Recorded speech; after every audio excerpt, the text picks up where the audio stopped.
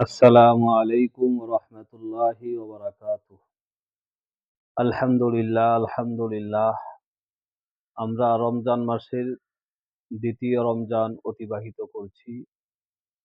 আমরা সকলেই জানি রমজানের প্রথম দশক রহমতের। আল্লাহ তাআলার পক্ষ থেকে বিশেষ রহমত অবতীর্ণ হয়। তো আল্লাহ পাক রব্বুল আলামিন আমাদের সকলকে আল্লাহ পাকের এই রহমত অর্জন করার তৌফিক দান করুন।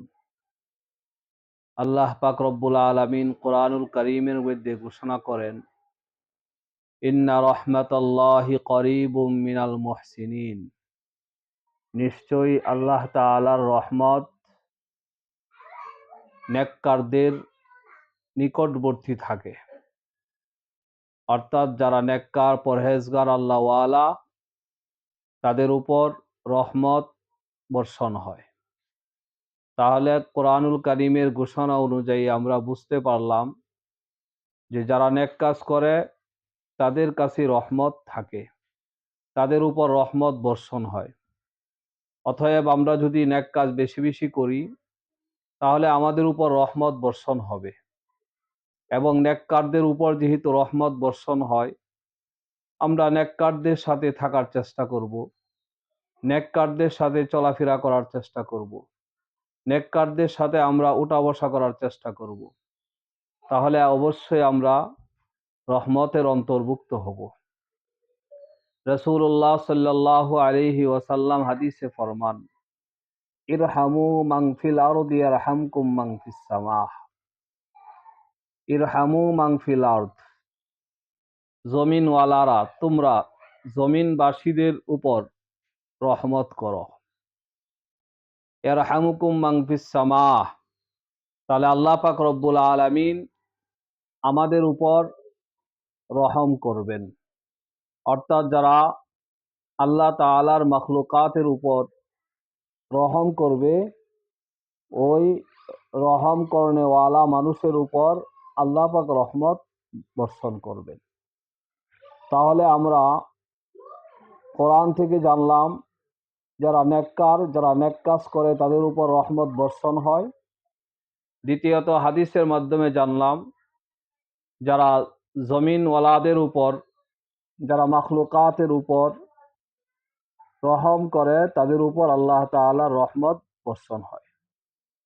তাহলে আমরা নেক কাজ বেশি বেশি করব এবং জমিনওয়ালাদের উপর আমরা রহম করব।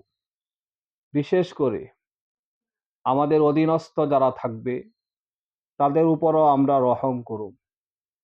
কাজ কাম থেকে শুরু করে সব দিকেই তাদের উপর আমরা রহম করব। তাহলে আল্লাহ পাক রব্বুল আলামিন আমাদের উপরও রহম করবে। আর মানুষ যেহেতু সৃষ্টির সেরা জীব, আশরাফুল মাখলুকাত, অতএব আমরা যদি মানুষের উপর রহম করি অবশ্যই আল্লাহ পাক রব্বুল আলামিন আমাদের উপর রহম করবেন। আর এই রমজান মাস সব সময় আমরা চেষ্টা করব পাপাচার থেকে, গুনাহ থেকে নিজেকে মুক্ত রাখার জন্য।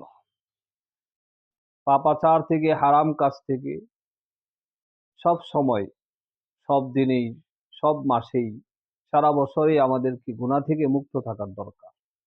বিশেষ করে এই রমজান মাসে অবশ্যই আমরা পাপ মুক্ত থাকব, গুনাহ মুক্ত থাকার চেষ্টা করব।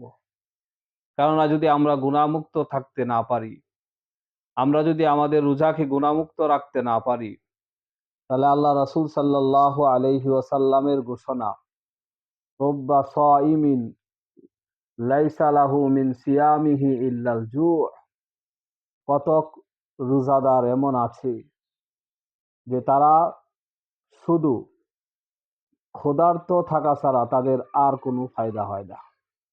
অতএব আমাদের এই কষ্ট, আমাদের এই মুজাহাদা যেন কাজে আসে, এজন্য আমরা গুনাহমুক্ত হয়ে গুনাহমুক্ত থাকার চেষ্টা করব, যাতে করে আল্লাহ পাকের কাছে আমরা রোজার উত্তম প্রতিদান লাভ করতে পারি। আল্লাহ পাক রব্বুল আলামিন আমাদেরকে বেশি বেশি করে নেক কাজ করার তৌফিক দান করুন। ওমা আলাইনা ইল্লাল বালাগ।